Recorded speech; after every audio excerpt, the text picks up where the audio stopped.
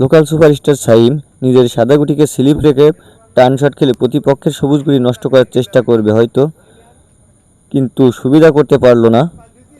Strike চলে গেল ছোট খ্যাত নাইমের হাতে। দেখা যাক নাইম কি এখান থেকে 6-6 সবুজ গুটি খেলে ফিনিশ করতে পারবে। সুপার একটি শট দেখালো ছোট খ্যাত নাইম। প্রতিপক্ষের কিন্তু মাত্র দুইটি সাদা গুটি রয়েছে, এখনও নাইমের সবুজ গুটি রয়েছে 5টি। তো মুখের কাছের সবুজ গুটিটি স্লিপ শট খেলে টান রাখার চেষ্টা করবে স্ট্রাইক। দুর্দান্ত।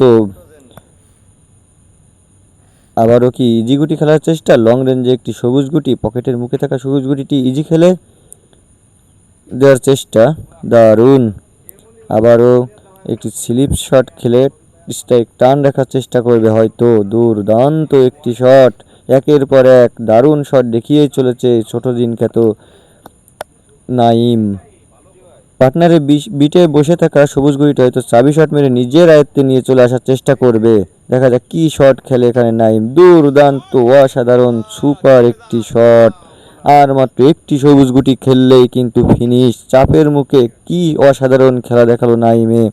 তো দর্শক বন্ধুরা, এই ছোট খ্যাত নাইমের খেলা কেমন লাগলো কমেন্টে জানাবেন।